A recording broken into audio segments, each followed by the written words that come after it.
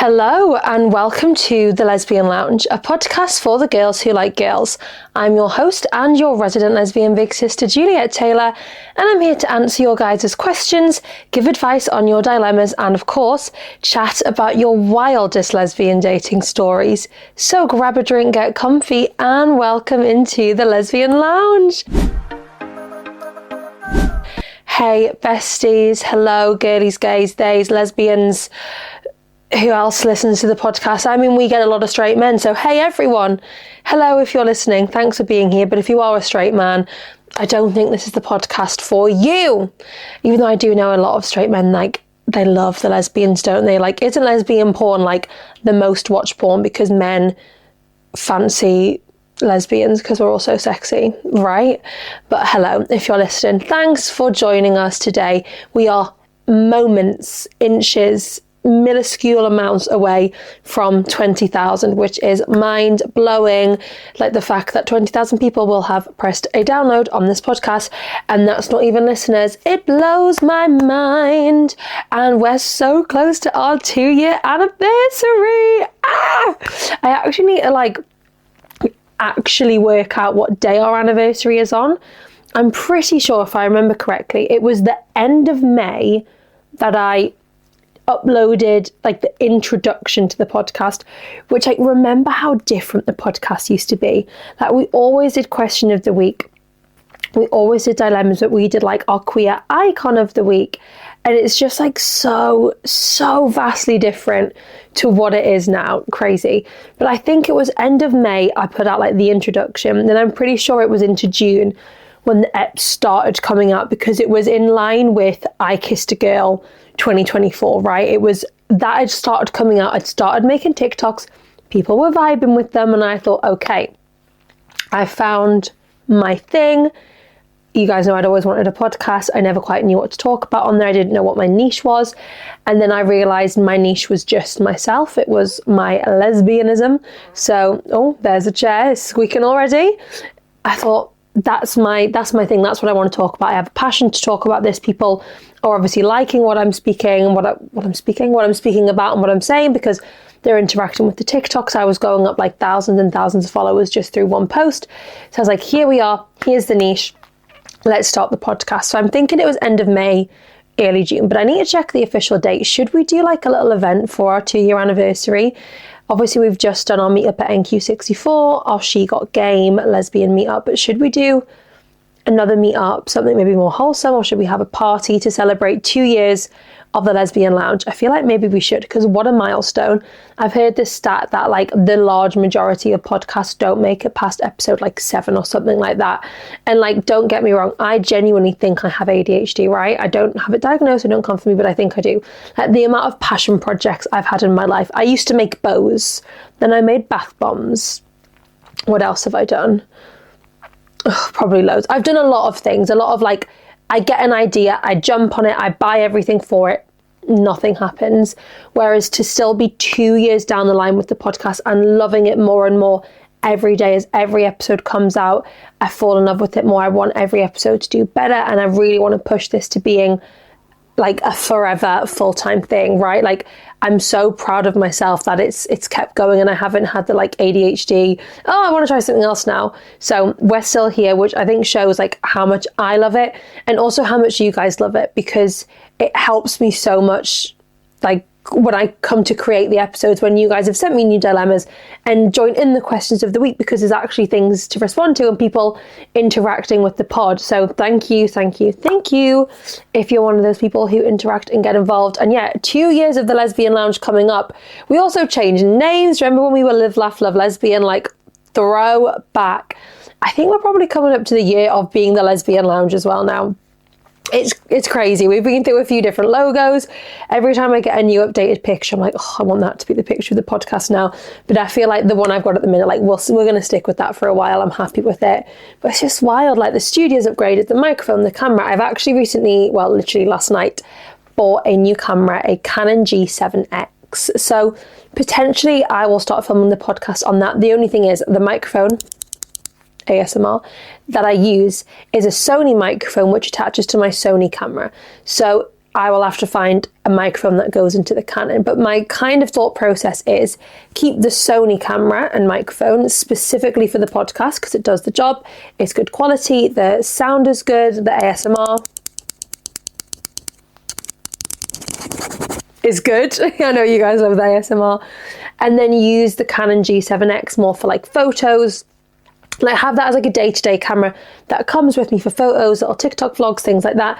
Then the Sony camera with the microphone set up can all stay in the studio. So every time I get to the studio, I'm not having to like set up the microphone and stuff like that. Like this is all set up, ready to go. And then I have my Canon G7X for when I'm going to like events, when I just need photos taken, just for general day-to-day life things. I think that sounds like a good idea. And the camera's actually due to arrive the day Lucy and I move house, which I'm hoping means we can get like a really sexy outside of the house, like with the keys picture. And guys, yeah, we are moving. How long is it? Just under, actually tomorrow, it'll be a week today. What the hell? That's actually insane. Tomorrow, I move house 1 week today. So yeah, Friday the 15th of May, Lucy and I are moving into our first ever house.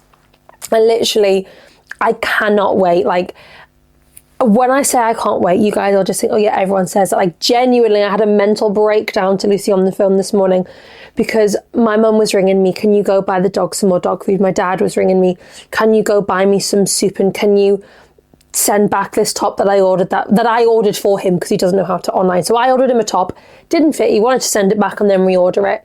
And I'm like, oh my God, then can you go buy me this? Can you go do this? And I just can't wait to say, sorry, I live in Sunderland. I can't help you anymore. And don't get me wrong, they've helped me out so much in life. It's what you do as a child to then repay your parents and help them out. But I'm just excited to have my own space, my own independence, and my own space with Lucy. Like, we've literally since a year ago, it's actually past our 1 year date anniversary. Will it be our 1 year anniversary's on Monday because Lucy has a whole surprise date day planned for us, which I'll have to update you guys on next week. But I currently know zero of what's going on. She'd said to me, we were going to be going to a hotel. So she said she was going to give me 2 hotel options. Then she just came back to me and said, hotel's booked, everything's sorted. You're going to get an invitation and you just have to accept or decline. And I was like, well, obviously I'm going to accept. And she was like, well, I know you are. I just wanted to do something cute. So it wasn't just like, here's what we're doing. It's like all written out nicely on an invitation. She wants to get it all printed and stuff, which is so cute. Yeah.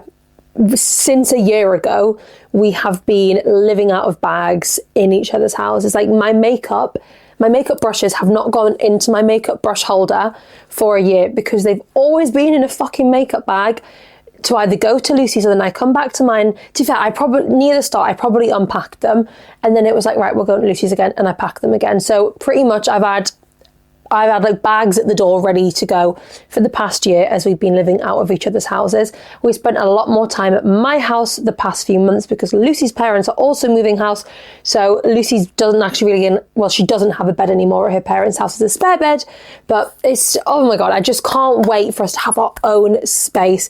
And you guys who have parents-in-law will get this, right? And don't get me wrong, I fucking love them. Like, the Barkers are great. I can't wait to be a Barker myself one day. But Lucy's parents are buying a new house, right? Lucy's mum, if you know her, Sarah Icon, very, I wouldn't say indecisive, right? But she sees something, she wants it, she gets it. So they'd come to view our house, and it's a very, very small estate. It's Barrett Homes, new build estate in Sunderland. I'm still working on the Mackham accent. And it's literally got 64 houses on the entire plot. So there's 2 streets. So you drive in, there's our street, you go around the corner, it's still our street, and then up the next street is the other street, right? Lucy's parents are like, oh, there's a nice house for sale on the other street to you guys. And I was like, Lucy, please talk them out of it. I thought, I love your parents, but they do not need to live in the same estate as us, like especially when it's a 64 house estate. And I know what Lucy's parents are like because mine are the exact same. It would be like, oh, Lucy, can you just drive me over to the bar? Lucy, because what is this phone? What am I doing? Here we go. Lucy, would you mind just like running to the shops and dropping some milk off? Like, it would be constant, never ending. My mum did say it might be a good idea because then we could just drop our washing off at their house and they could cook for us all the time, which, yeah, I get. But like, you do not need the in-laws that close. Like, they're still going to be in Sunderland. Like, a 10-20 minute drive is perfect because my family are going to be like a 20-30 minute drive. We need our distance. We need our own space where we can start afresh, where we don't know anyone, right? Like, I don't want to walk down the street and see someone I know or somebody knows my family and it's like, oh, you're so-and-so's daughter. Like, we just want to make a life for ourselves. Like, nobody knows our history. Nobody knows anything about us.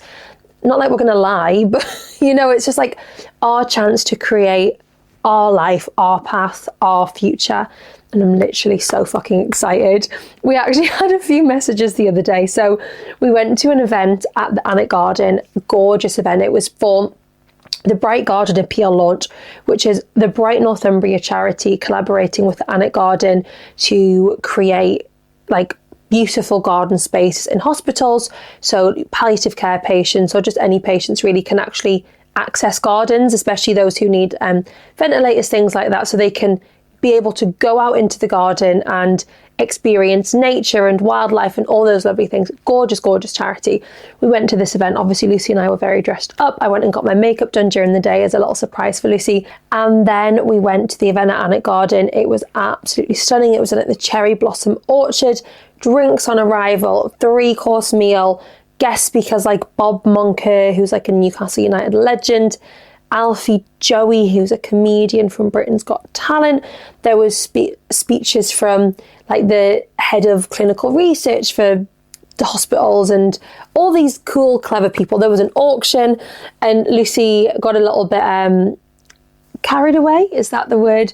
So we've never been to an auction before, at least I haven't. So, you know, sometimes on TV you see like they've got little numbers or they'll just hold up a hand and it's like, sold to the girl in the white jumper, like whatever it is.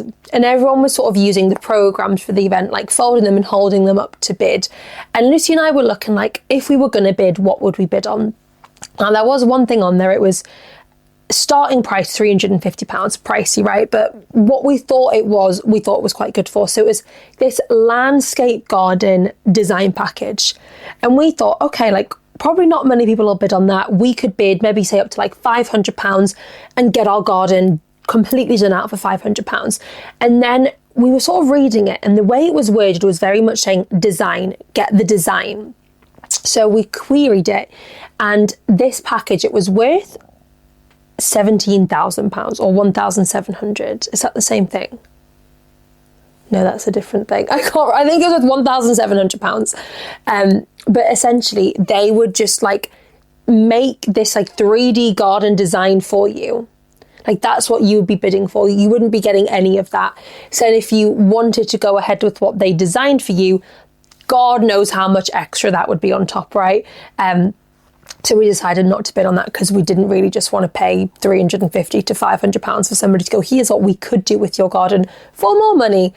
We're not really that fussed about the garden, like we'll sort it out. So there was a few things on there. And if you know, Lucy, she's into her darts only recently since like the bars come about and they've got the dartboard, especially the virtual dartboard. I'm quite getting into it. And there was a Luke Little signed picture. So Lucy got a bit carried away and she was like, shall I just do it? And I was like, go on, like we've got the money, auction away. So she folds up her, her program and she's holding it up and it gets, so its starting bid I think was 150. And anyway, Lucy bids again and it's 180, which obviously is like the big dart thing. Like if you hit 3 triple 20s, it's 180. And the guy was like, you've just made my dreams come true. Like a dart thing for £180. And then the other motherfucker who was trying to bid 190, and I was like, fuck's sake, like just let it go for 180. No, I don't even think it was him. I think the man was trying to push for more. I can't really remember. I was a bit like, oh my god, how much money is this going to cost us? Anyway, Lucy goes up for 200, sold to the girl in the green suit. That's my girlfriend. And now we have a giant Luke Littler poster, which Lucy's trying to convince me to put in our downstairs bathroom at home. And I'm trying to convince her to get the Raven, her business, to buy it off us to put in the bar. I'm like, they're not having it for free. Like, but that's our joint account money spent on that. So if the Raven want to buy it from us, they can have it. Because I don't quite know if I want it in my downstairs bathroom, or even when she was suggesting the living room. I'm not fucking having Luke Littler in my living room like this, throwing a dart. Not happening. Absolutely not. My neutral tone house is not being spoilt by Luke Littler, as good as he is. I'm sorry. It's just not happening. What was I saying? Oh, I remember the event. Okay, wow, we really go off on some tangents here, don't we? Like I said, undiagnosed ADHD. I'm sorry, guys. So, because we were all dressed up for this event, I had posted a cutie picture on Instagram of me and Lucy, as I do. And what we've done is, because there was no one to take our photo, so I just propped my phone up and we took a video, and I'd done one where like my hand was sort of like holding onto Lucy's arm. We were having a little hug and looking at each other, then having a little kiss, as you do, as us lesbians do, right? And I hadn't like then reversed, like mirrored back the image, so I'd done it on video and my camera's like flipped, so I hadn't unflipped it, so my right hand that was touching Lucy's arm looked like my left arm. Obviously I wear my promise ring on my right hand, which is a ring from Lucy, but it looked like I was just wearing a ring on my left hand, which would be my wedding hand. So my best friend Chloe sent me a voice note and was like, oh my God, are you fucking engaged? And I was like, where she got this from? Then I realized what, like, I went on my Instagram, I was like, oh shit, like I look like I've got an engagement ring on, right? So I texted her back and I was like, Chloe, I was like, one, I wish. Two, you would not be finding out through an Instagram post if I got engaged. Like, you'd be getting, you know, like the FaceTime calls. This is actually what Chloe and Kareen did to me when they got engaged. They just FaceTime me out of the blue. I answered, and then Chloe like did something with her hand and I just screamed. Like, I want to do something cute like that for all my friends and family and like record all their reactions or something fun like that. So I was like, you will not be finding out via an Instagram post. Like, that wouldn't happen. But very much no ring. I then got a message from a few other people, like people I know, people I don't know, being like, I've got a sneaky feeling you guys got engaged. Like, did you guys get engaged? Because I didn't do the post about the event until like a day later, so I'd shared some pictures, but I hadn't necessarily said like where we were, so it just looked like we'd got dressed up and gone and took some pretty pictures. And also, like, guys, do you think my actual wife-to-be, Lucy Barker, knowing what her wife-to-be, Juliet Francis Taylor, is like, would let me have some low-quality ass images for my engagement pictures and my nails not freshly done? Like, come on, Lucy Barker. She knows better than that. At least I hope she does. Like, the camera was at a low angle because of where it was propped up. It obviously wasn't flipped. It was front camera. It just wasn't giving. Like, at least, babe, wait till I've got the Canon G7X so I can snap a few nice pictures. But no, she knows better than that. At least I hope. Because, yeah, trust, my engagement pictures will be a lot better. High quality. We're going to have fresh nails. We're going to have a tan. We're going to have hair done, makeup done. Like, the thing is that, like, I probably won't know when I'm going to get proposed to, because I'm very much always, like, dress up. Like, I'm always dressed to the max. I'm always dressed, always heels, most of the time.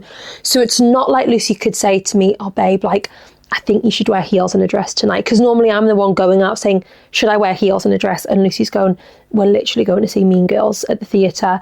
And there I am rocking up in like my actual massive high sparkly silver stilettos and a pink blazer dress, just so I look like Regina George. And Lucy's like, you know, you could have probably wore a pink tracksuit. And I'm like, I probably could have, but I wanted to be dressed up. So it's not like she's going to have to convince me to dress up for the proposal.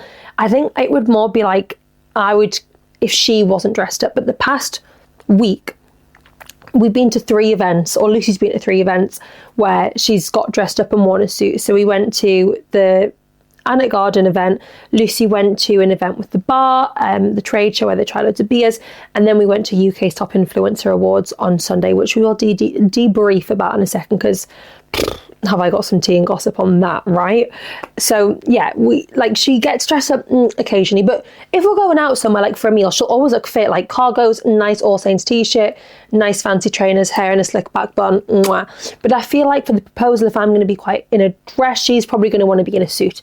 So that's when I might clock onto her, like, but you're wearing a suit. But I feel like you kind of want to have a little inkling that you might get engaged, just so you make sure you're looking your best. Like, I reckon, like, if I went to get a tan and Ailish, who does my tans, was like, oh, don't worry, it's been paid for. And then I went to get my nails done and that was the case. Although, like, were trying to, like, convince me to get really neutral. But I am a neutral girly. Like, these are neutral nails, right? Like, it's not often I go for something crazy. So if they would be like, I think you should just get French, I think you should get something plain and neutral, then I might be like, But you almost want to have a little sneaky feeling so that if it does happen, at least you know, like, you're fully prepared and not completely caught off guard, I think. But I know what my girlfriend's like, and I know she's going to give me an unreal proposal whenever it comes, and it's going to be gorgeous. I'm excited, Lucy, and the people are ready.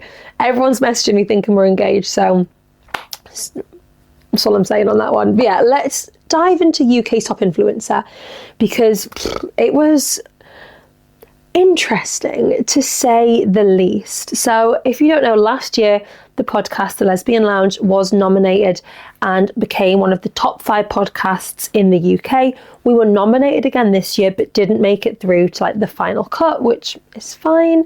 I don't know if they do it based on the amount of nominations you get, if it's based on, like, you were nominated last year so we're going to give someone else a chance this year, which, like, fair enough, whatever. It's cool. So I wasn't planning on going because tickets are like £60 general admission, £300 VIP. Thought, I'm not paying to sit and watch other people win an award that I'd quite like to win. So fine with that, like, whatever, everyone have a great night. And then my friend won the giveaway for the VIP tickets. She lives in Wales and knew I lived in Newcastle and was like, listen, like, I know you're obviously close to where these awards are. Do you want the tickets? I'll not be able to make it. So I said to Lucy, like, we may as well go. It's 2 VIP tickets, so like £600 worth of tickets. We may as well go. It'll be great to network, like, for you, for the bar, for me, for the podcast. Like, we can have a great time. If anything, it's just a chance for us to get dressed up and get some more nice pictures. So Lucy agrees to come, and the day of, obviously because it was quite last minute, I hadn't had time to book hair and makeup. And what UK's top influencer do is they provide college students from Newcastle College in, like, a big truck to do hair and makeup for free, just for them to get experience and for people going to get hair and makeup done. So I rock up to this hair and makeup van about 4:30. Event starts, well, VIP entrance is from 6:30, and the last sitting for hair and makeup is at 5:30, I believe. So I'm like, I've got plenty of time. I get to this van and it kind of looks closed. Like, the barriers are sort of like, you couldn't walk through the barrier without having to, like, move it out of the way to climb up the stairs to this big caravan truck thing. And I was like, do I walk in? Do I walk out? But bear this in mind, I had no makeup on my face. My hair had not been curled. It was greasy as fuck. And I thought, I have no makeup in the car. Like, if I do not walk in here right now, there's not really time to go home and do it myself. Like, I'm going makeupless, hairless, so I need to get in here. So I walk up the stairs. It's quite busy. There's 2 people waiting before me.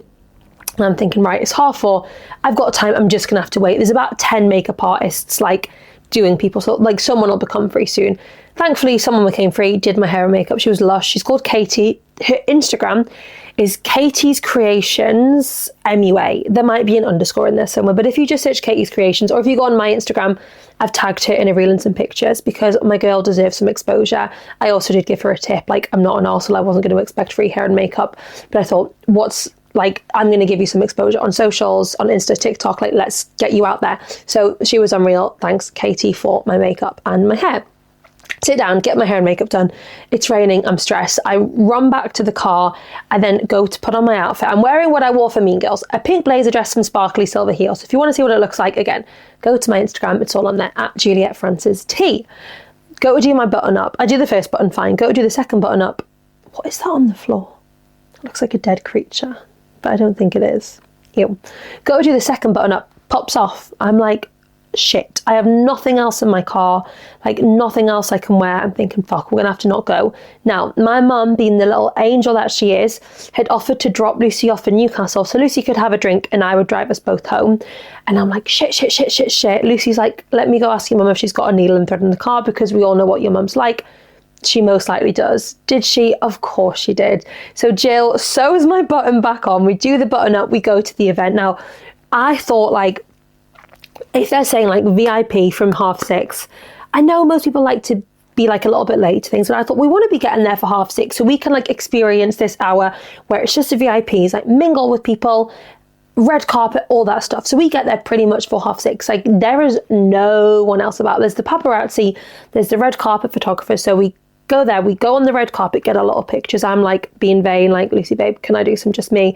I actually need to try and find the pictures of me and Lucy, because we didn't take one of us just on our phone. They said we could like message somebody, but I don't remember who. So if anyone knows how I can get the pictures of me and Lucy, let me know. Anyway, we then go in, and obviously they know me from last year, but they're acting a bit like they don't know me. And I'm like, fine, whenever you meet a lot of people. And I'm like, oh, the tickets won't be under me. They'll be under my friend who couldn't come, who won the VIP tickets. And they're just kind of looking. And genuinely, me and Lucy thought they were going to turn us away. And it's like, but why would you do that? Like, we're making use of the tickets. She couldn't make use of them. Anyway, they let us in. We do like welcome drinks, things like that. We go on the like 360 spinning booth. It's all good vibes. We sit down, we end up sitting next to one of my friends and her boyfriend, and then some people that I met last year who were up for an awards. So like, it was nice vibes, we were all chatting, and then it comes to the break. We go in the queue for some food. Now there are some big famous names there, cool, fair enough. And then I don't want to say security, like I don't know who it was, but somebody who was working the event literally put their arm in front of me and Lucy and was like, just wait here, like people need to come and get food. And we were like, the fuck? Like, I'm totally fine. Like, if someone just said to me, listen, I'm so sorry, I need to get so-and-so some food, like they've got to host the event, they've got to do this, whatever, fine, makes no difference to me. But don't be a fucking arse about it. Like, literally put their arm in front of me and Lucy. This person then comes in, doesn't say a fucking word. Like, I would be like, I'm so sorry guys, hope you don't mind. Like, I would just say something because I'm a decent human being. So anyway, they get their food, they go out the queue. Lucy's moved forwards. I was chatting to the people behind me. Then they do it again. They literally put their hand in front of me. Lucy has my fucking plate of food. And I'm like, oh, like, I'm with her. And they were like, you just have to wait. And I was like, are you actually for real? Now, thankfully, obviously, Lucy knows what type of food I like. So she gets me my cupcake and my breadstick and my carrots and hummus and my red pepper and stuff like that. So it's fine. But I just thought, like, have some fucking decency. Like, it does not matter if you have 2 followers or 1 million followers. Like, just be a good human being. Like, just be a nice person. It costs absolutely nothing. Like I said, I do not care if you are in a rush and you need to get in front of me. Fine, I'm not in a fucking hurry. I'll get me cupcake in a minute. But just say, I'm so sorry, do you mind? Like, don't fucking ignore me. Like, I'm the fucking scum of the earth just because you've got more Instagram followers than me. I just wound me up. The people behind me were like, what the fuck? Everyone in the queue was like, what is going on? It just was like, no need for anybody to have that level of like audacity. I don't think anyway. And like, yes, I know, like, I have a following and I'm somewhat of a public figure, right? Like, yes, I've been on the telly, I've got the podcast, I do the pageants, but like, I do not see myself as better than anybody else. Like, I'm not saying this to brag, but like, I know I'm a down-to-earth person. Like, even when I went into this makeup band, it was dead silence in there. Like, literally the only thing you would hear is like, oh, can you do my eyebrow a bit more like this? Can you sort this out? I was chatting to the makeup artist doing my makeup. I was chatting to the makeup artist next door. Like, I was chatting to people going to the event. I was like, oh my God, like, how exciting, you're nominated. Everyone was like this. Like, for what reason? What is the need? Like, let's chat, let's make friends. We're here for this amazing event. Like, let's have a good time. Anyway, the event as a whole was really good. It was hosted by Junior, Andre, and Jasmine Orr. They were really, really great hosts. I love Junior. He had like great energy, great vibes. There was like a dance and a show performance by the dance students from Newcastle College, and one of my friends goes there, so I was like, whoop whoop, go Charlotte, cheering her on. All the hair and makeup artists who did our hair and makeup also got to come and enjoy the event, which I thought was really nice. So they hadn't like done people's hair and makeup for free to then not actually even get a ticket for the event. But pretty much as soon as the event finished, Lucy and I were like, let's just head home. Like, we don't need to stay here. We don't feel super like welcomed. So we were like, bye-bye, see you later. When I got to McDonald's on the way home, went home to bed, and then homophobia girlies, maybe skip forward a few minutes now.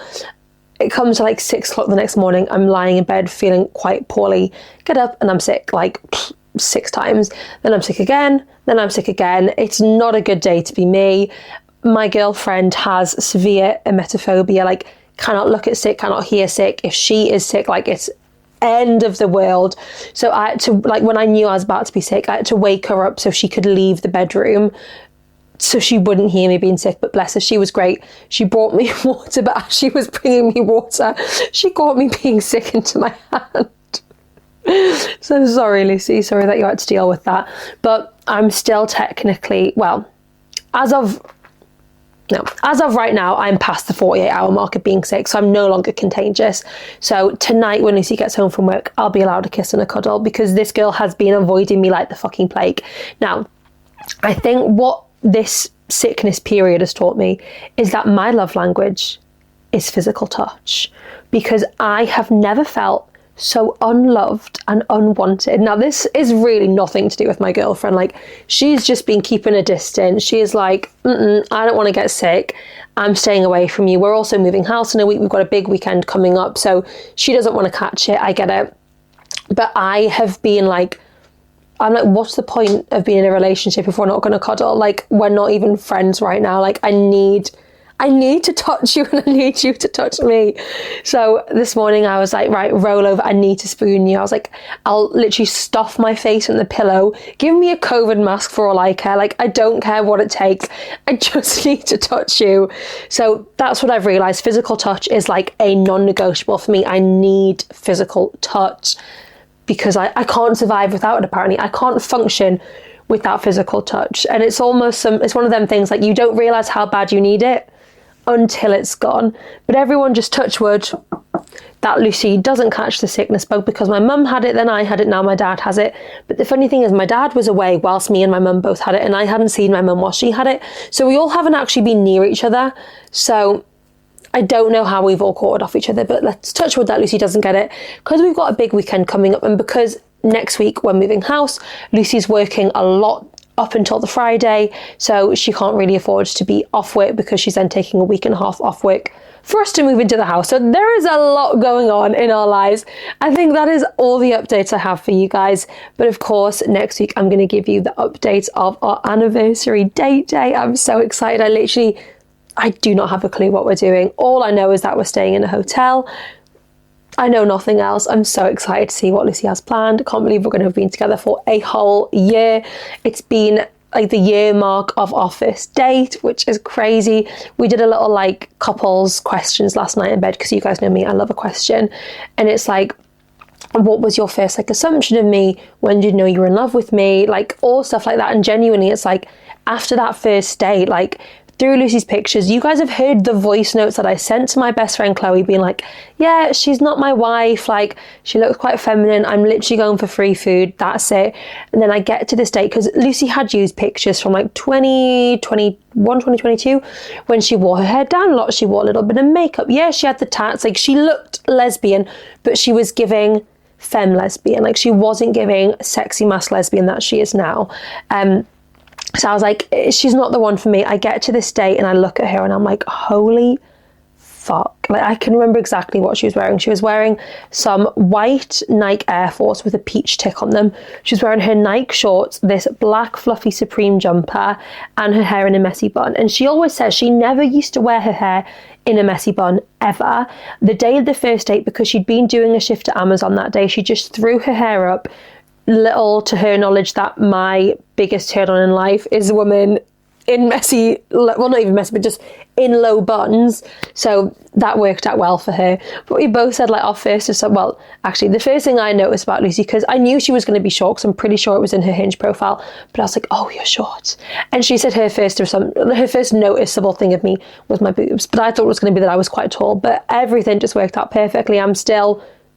I get more in love with this girl every fucking day, and having 48 hours not being allowed to touch her has killed me off. So, like, I think that's how you know that that's your person, that you physically can't stand to not be in contact with them. Like, I need it to survive and to function.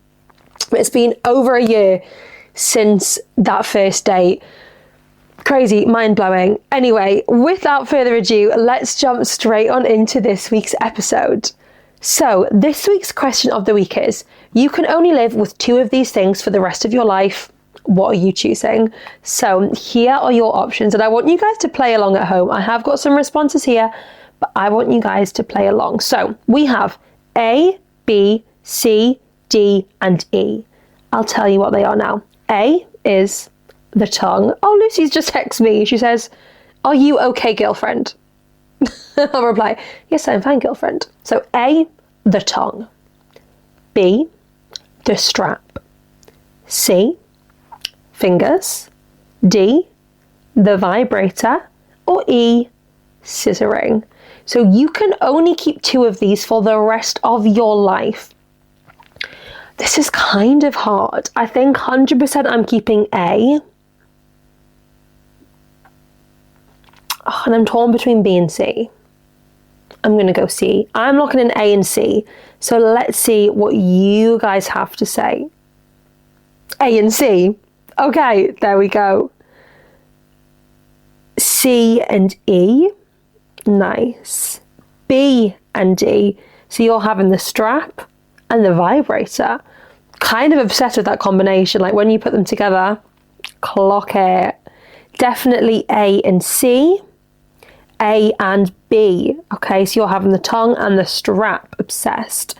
Someone says alone or with a partner, because then my answers are different. Yeah, definitely. A and E. So we're having tongue and scissors. I personally would like B and C, but A is a close third. A and B. A and B. Okay, so we're getting a lot of tongue and strap and a lot of tongue and fingers. A and E, please. E and A. Actually, C. Oh, but B sounds good too. I just can't pick. Yeah, I mean, can we just keep all 5? I don't see why not. A and E. I love me some C, but I think I can live without it. I think. A and C. A and C. Okay, we're liking A and C. So most of us are going tongue and fingers. A and C. A and B is the only right answer. A and E, all other answers are wrong.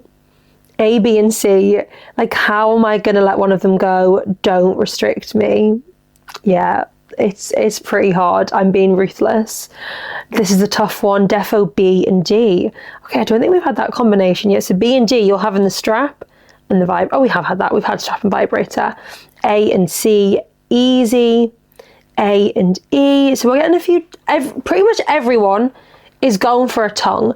None of us lesbians are willing to give up the tongue.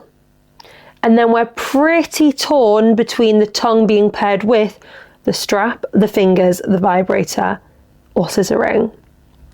A and C, tongue and fingers. A and E, tongue and tongue and scissoring. A and E, A and E, A and E. Accident and emergency. There we go. A and C, A and D. A and C. A and C should be a package deal. A and E. D and C. Okay, what's that? That's D and C. Vibrator and fingers. Nice. A and E. Let's do a couple more. A and C. A and B. A and E. A and B.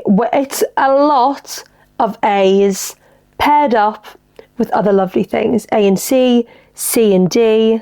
A and E. Okay. So what we've learned from that is us lesbians are not willing to give up the tongue for nobody. Like the tongue is not moving over for anything. We'll substitute something else so we can have the tongue. Fair enough. All right, are we ready for some dilemmas? I know I am. So strap in, strap on. Here we go. Hello, Juliet. Hello. I love when you guys say hi to me. Hi, besties. I listened to one of your recent podcast episodes where a listener shared a dilemma about BDSM and personal limits. So I thought I'd share my own crazy experience from when I was 19. Okay, we have had a couple BDSM stories which normally all follow the same script. We've normally got a young girl and like a 30-plus-year-old lesbian who just wants to take advantage of you. So let's see if this is going to go the same way. At this time, I was a sophomore at Texas A&M University. I lived in the same residence hall as another 19-year-old from my course. Okay, we're the same age. Love that. She was, and remains to be, the most beautiful woman that I've ever seen in real life. Think Margot Robbie level stunning. Obsessed. We shared the same friend group, so we got to know each other naturally. She was a devout conservative Christian, pretty common at Texas A&M. Okay, so nothing out of the ordinary. We're in Texas, it's the going thing to be. She openly said that she didn't agree with homosexuality or sex outside of marriage. Despite that, I was still hopelessly attracted to her. She caught me staring at her multiple times and was just giving me this knowing half smile. Okay, so like she's clocked on. She knows that you've got the hots for her, and she's just this sweet, like innocent Christian girl. Like, yeah, I don't like gays, but I'll smile back at you. Okay, I've got no idea where this is going. One night after a party, we were walking back to the dorms together, both a bit tipsy. Okay, we've got some liquid courage behind us. Are we going to make a move? She invited me into her room. Okay, she invited you. I thought you were going to invite her. I thought she didn't like lesbians. What's going on? She invited me into her room and we had sex. The first time was relatively vanilla and genuinely fun. Okay, so this like act that she's putting on is genuinely an act. She's acting like this sweet little Christian girl who doesn't believe in sex before marriage, doesn't stand for homosexuality, and now she's having sex before marriage with a woman. I mean, fair dues, girl, you do what you want to do. Lots of kissing, lots of oral and fingering. Okay, she knows what she's doing. I left thinking that this might be the start of a real relationship, but it wasn't. Okay. What followed was 8 months of increasingly intense hookups. She introduced me to a very heavy BDSM dynamic that I had never experienced before. She kept a large trunk full of gear, leather cuffs, floggers, canes, a long braided whip, straps, blindfolds, and an impressive collection of dildos and vibrators. Holy fuck. So she really is putting on a mask every day to go to uni, playing this innocent, sweet girl, but deep in her dorm room is a fucking sex dungeon with all of these things. What the hell? Like, how is she keeping up this act? She was clearly experienced. Sounds it. She loved restraining me and flogging my ass and thighs with a heavy leather flogger until my skin was hot, bright red, and covered in welts. What the hell? Now, I can't lie, I didn't know what a flogger was until this person sent this dilemma, so I had to Google it. It kind of looks like a whip, but you know a whip's like, it's like a straight thing. The flogger's like, woo, like little bits of ribbon, but not ribbon, it's like hard whip stuff. So I was like, Google, what is a flogger? Like, hoping Lucy's not like looking on my search history later, like, why are you Googling floggers? Do you want one? Do you want me to flog you? And I'd be like, no, I do not want red welted skin. Not for me. I'd be tapped out by now. I'd literally have been like, no, this is not for me. I'm not okay with this. Anyway, whilst doing it, she would call me her pathetic, desperate little dyke and a filthy sinner who couldn't resist a straight Christian girl. What the actual? She is like, I'm frightened by like the act that she's been putting on to the person she actually is. Like, how is she differentiating between these two personalities? Like, it's giving split personalities. What the fuck? She would often switch from the flogger to a cane or whip, delivering sharp, stinging strikes across my ass and thighs until I was shaking and in tears. Literally 3 taps and I'm out. Like, I would need a safe word, like, peanuts, get me out, like, stop fucking hitting me. But literally I'd be like, tapped out, get me out of here. I'm a celebrity, get me out of here. I'm a podcast host, get me out of here. Imagine, just deep this 1 second, guys. Imagine one day I was famous enough, like the podcast was famous enough for me to be like invited on I'm a Celebrity, Dancing on Ice, Strictly Come Dancing. Like, it happened for GK Barry, right? She's a podcaster, she's a content creator. Why couldn't it happen for the Lesbian Lounge? Imagine, would I do the jungle though? Probably not, especially because I'm vegetarian. Like, I would literally, I don't even like beans, so I would eat rice. I would probably be a skinny queen, but I don't know if I could do that on like the dunny and stuff like that. Strictly Dancing on Ice, like anything like that, I'd be so down for. So if you need someone, guys, hit me up. Anyway, back to your dilemma. Foot worship became a regular ritual. The moment I would walk into her room, she would often order me to my knees, press her bare foot against my face, and make me suck her toes. She loved forcing her whole foot into my mouth until I gagged, all while telling me how disgusting and pathetic I was. What the hell? Like, literally, you're walking in the room. What if she's had like sweaty feet all day and she's like, suck my toe? Like, get on your knees and suck my toe. I'd be like, no, thank you. But it sounds like this girl's not taking no for an answer. As for the strap-on sex, I don't think being gentle was in her repertoire. This is fucking wild. The truth is, I didn't enjoy the BDSM side of this at all. But I was an idiot and so hopelessly infatuated and attracted to how beautiful she was that I just let her do whatever she wanted to me.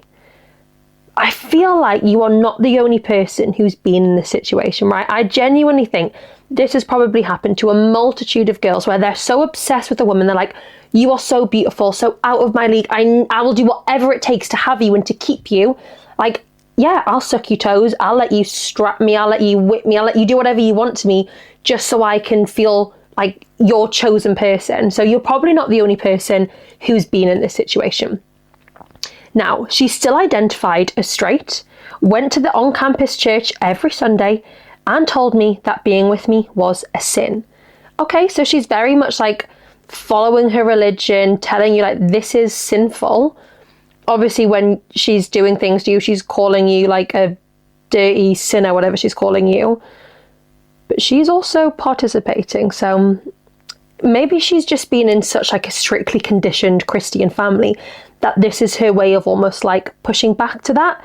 But she feels like in her like day-to-day life, like in her like outgoing, like when she goes out of her dungeon, her dorm, but we're going to call it a dungeon, like she has to put on this persona and be so like good and Christian and perfect. And maybe that's why the BDSM's so extreme, because that's her way of like letting go and almost like pushing completely away this like perfect goody two-shoes side of her. Wild. Whenever I tried to point out the contradiction, she would say scripture, repentance, and prayer would help her change.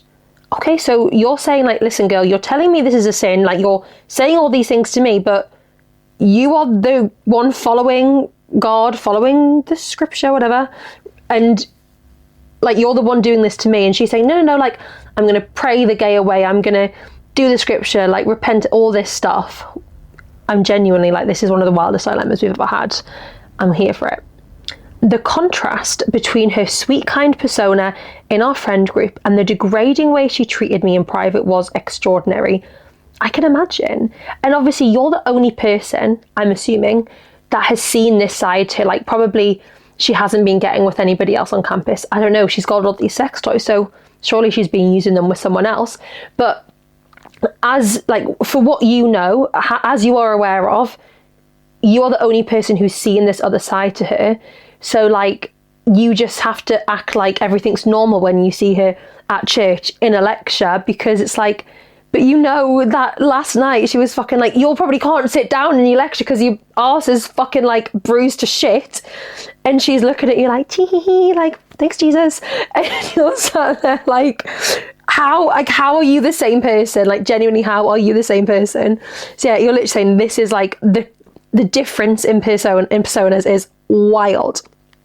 Eventually, I came to my senses and I told her I couldn't continue. We stopped sleeping together, but we still saw each other through our mutual friends. I only ever told one close friend about what happened. Okay, so at least you told someone, you were like, listen, I need to tell you about Susie. You're never going to fucking believe it. But like, I don't mean to say this isn't like, I don't believe you, because I do. But would people have believed you? Because she's clearly so good at putting on this act. And this story is so wild and extreme. It's not like, oh my God, you know Susie, she says she's straight, but she slept with me. It's like, oh my God, you know Susie, she says she's straight, and she makes me suck on her feet and whips me and does all these crazy sexual things to me. People are going to be like, Susie, no chance. And you're like, oh my God, she does, like, go into her dorm. It's a fucking sex dungeon in there. Crazy. Maybe you should like call the like campus police, like, hey guys, I'm surprised no one's like heard something from a room, or like, I don't know how American dorms work. Are they like right next to each other?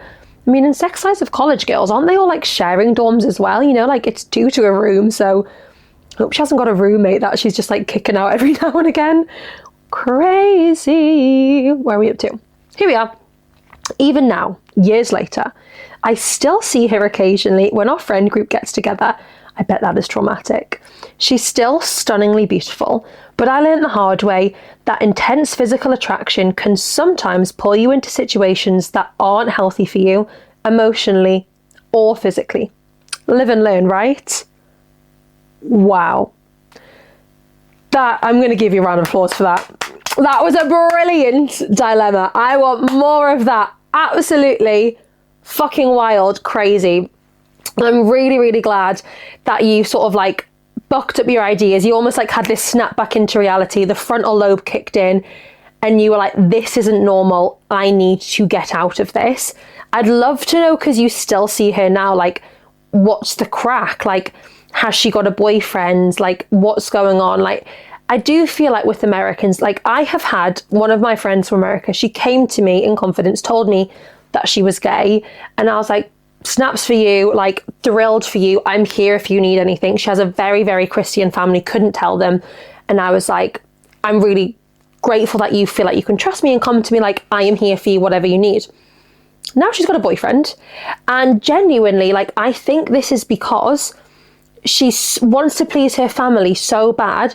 She would rather push these gay feelings down and almost like not accept it and just have a boyfriend and please her family, which genuinely really upsets me, because like, she's come to me and said, like, listen, I'm gay, this is who I am, but can't actually portray that to the outside world. So very likely a similar thing's going on with this girl. She can't express this queer side. So that's why maybe it's got so extreme, because it's like she's been holding down the feeling. So everything is unleashed and it's just gone from like one extreme completely to another, 0 to 100, right?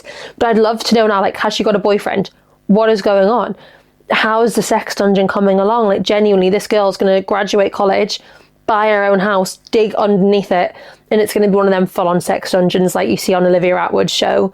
I love that show, Getting Filthy Rich. Like, why are grannies on fucking OnlyFans? Why are we buying like real life sex dolls?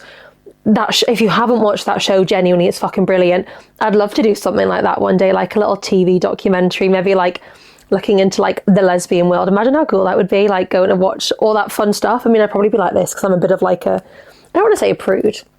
Like, sex wasn't talked about growing up with me. Like, me and my family never spoke about sex. So it's something that I'm like, ooh, like, you know, when you're sitting watching the telly and like people are having sex, like Bridesmaids, the film, for example, they have sex at the start. We used to skip forward that and then start the film from after that. Then when I got a bit older, we would watch that, but I would be like so uncomfortable watching that around my parents. I'd be like, ew. So I'd probably be like that, but it would be very interesting to like delve into the lesbian world and bring you guys that. So any TV documentary producers out there, we're aiming high today, guys. We're going on Strictly, we're going on I'm a Celeb, and we're getting our own TV documentary. It's all happening at the Lesbian Lounge. So there we go. Right. Next dilemma. Are we ready? Here we are. Hey, Juliet. Hey, bestie.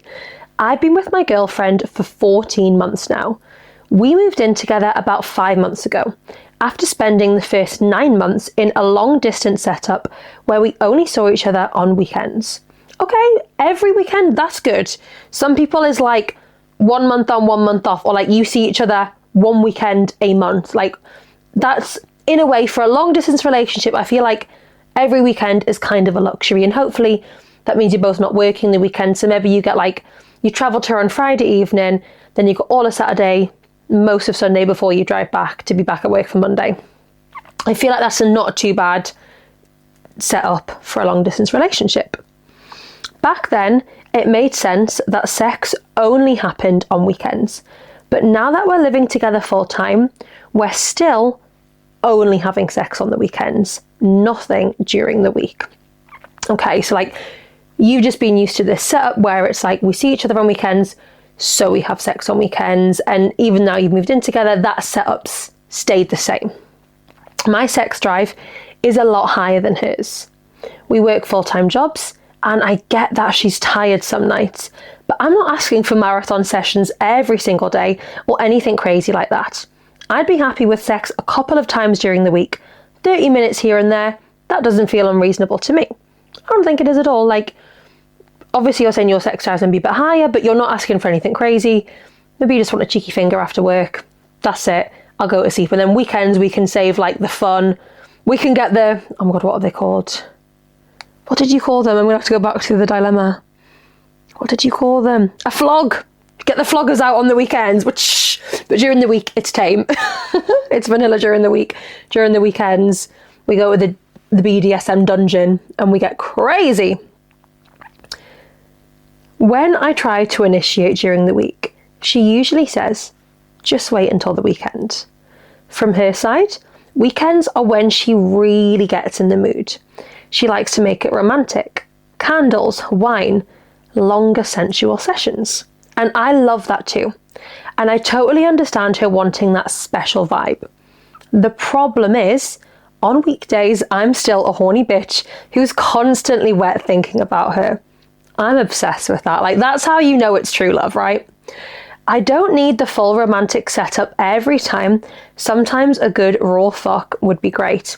I get that, yeah. Like, you don't want it to always have to, like, be planned sex. You don't want it to have to be light the candles, put the lingerie on. We almost, like, are initiating for the sex. Sometimes you just want it to be, like, oh my God, you look so hot tonight. So do you. You kiss, you rip the clothes off, you have sex, you go back to your day-to-day life. It doesn't have to be, like, set up, booked in the diary. On Saturday, we fuck. I get that for sure. I'm the only one walking around the apartment turned on, while she seems perfectly fine waiting. When we do have sex, it's amazing. It would just be great if it was slightly more frequent. I would appreciate any advice on how to find a middle ground that works for both of our sex drives. Okay, I feel like what we could do is, if she's used to having sex on weekends, maybe you need to get yourself busy on a weekend. Like, maybe you say, listen, babe, I'm going for a weekend away with one of my friends, with my family. I don't want us to miss out on our weekend sex. What about Wednesday night? And still sort of give her that, like, structure that she likes, but just change it from a weekend day to a weekday. So she sees, like, okay, like, yeah, I got home from work on Wednesday and I was a bit tired, but we had sex, it was great. And I was fine Thursday morning. Like, you know, so she sees that weekday sex is just what weekend sex is. It's literally just on a different day. Hopefully, maybe that goes well.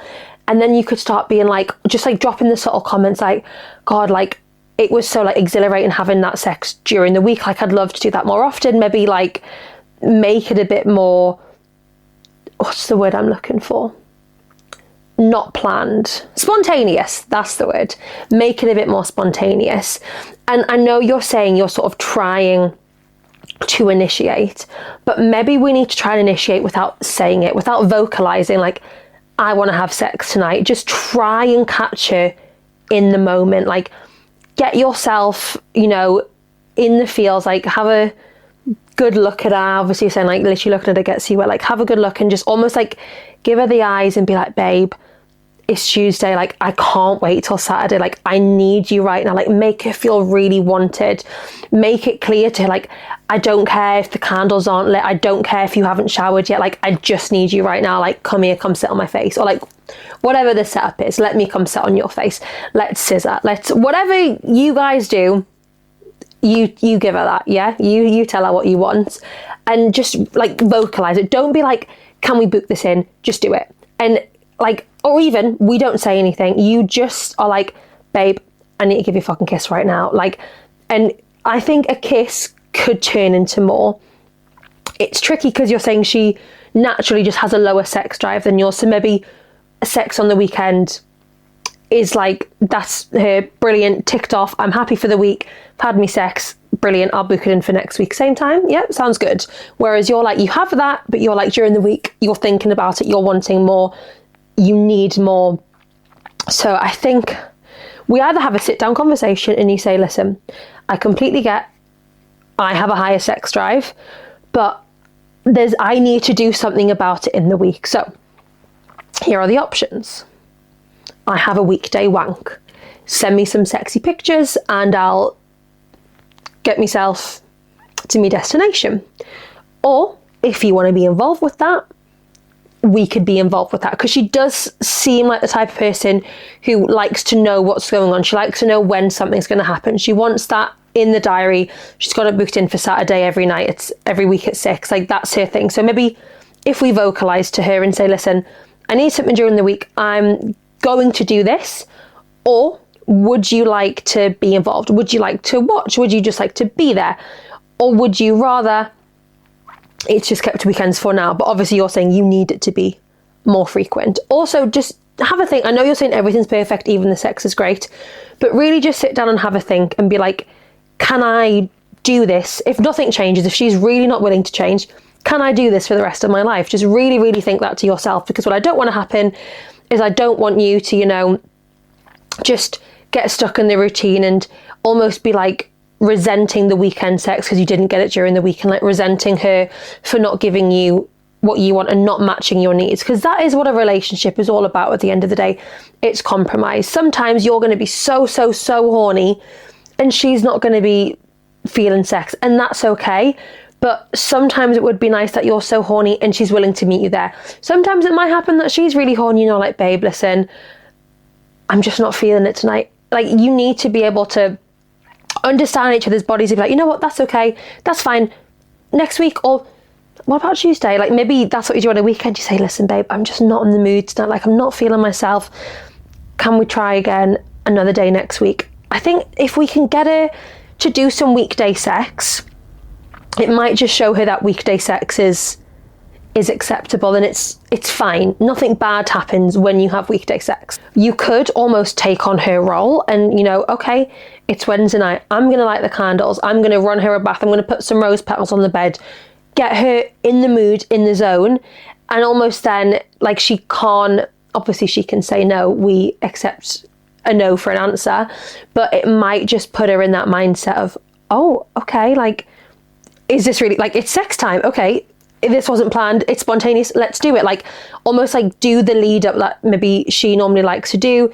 You say the candles, like all of that stuff. So maybe give her a taste of that on a weekday, or, just sit her down and say, listen, you're too fucking sexy. I can't only have sex once a week or just on the weekends. I'm going to have to do something about it during the week. So the options are, I have a wank, you can watch, you can not watch, or you can get involved. It's up to you. Now, I personally think, and correct me if I'm wrong, I personally think that most couples don't really ever have the sex sort of planned. It doesn't always have a day. I guess for a lot of people who work during the week, it will fall on weekends. But I do think most people, it is just spontaneous. It's as and when you're in the mood, in different surroundings. Have you had a really busy day at work? Have you had family over? Have you had friends over? Like, what's going on? It really does depend. So I think just take it easy. Don't expect her to completely shift straight away. Like, take it easy. Try and gradually build her up to it. And, make it clear to her, like, you're wanting this because of her. Like, she's turning you on so much. She's so sexy that you need something because of, like, how deeply you fancy her, like how much you crave her, right? It's like me, like, needing physical touch from Lucy. Like, I just need to hug her. And I'm so excited for her to come home from work tonight, because the 48 hours is gone. I'm literally going to leech onto her and never let her go again, provided she's not sick. But the thing is, if she was poorly, I would nurse her well. She's just a shit nurse. She's not. She's just scared of sick. But I'm sure did I have a cold one time? I can't remember what happened, but I'm definitely the nurse of the relationship. Lucy's like, she's not as good as me. Let's just say that. Sorry, babe, but it's true. But I do really think that this is solvable. I think we just need to warm her up to some weekday sex. Let us know how it goes, and please keep us updated. Right, guys, thank you all so much for listening to this week's episode of the Lesbian Lounge. Make sure to give us a 5-star review. You can subscribe, you can like and comment on YouTube. You can listen on Apple, Spotify, give us a review there, and make sure you turn on the little download button or the notification bell, whichever one it is, so that you never miss an episode and we flash up in your podcast app as a new episode each Thursday. Make sure you follow us on Instagram and TikTok at thelesbianlounge.podcast.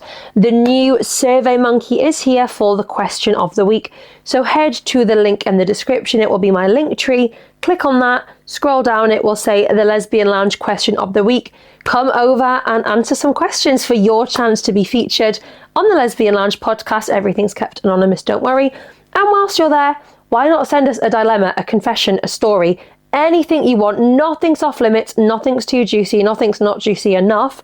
And again, everything's anonymous, so I won't know who it comes from. So you can bear all. You can let us know all the gross, all the intimate details, anything you want to get off your chest. You can tell it to me, and I can't wait to read them on the podcast. What else can you do? Join our WhatsApp chat, join our Instagram broadcast channel. Do all the things. Definitely leave a review. Text I'm a celebrity. No, maybe not. Text Strictly. Tell them I'm ready if they need me. Tell the ITV TV producers that I'm ready for my own documentary. Let's fucking do this, guys. Let's make the Lesbian Lounge. Let's put it everywhere, right?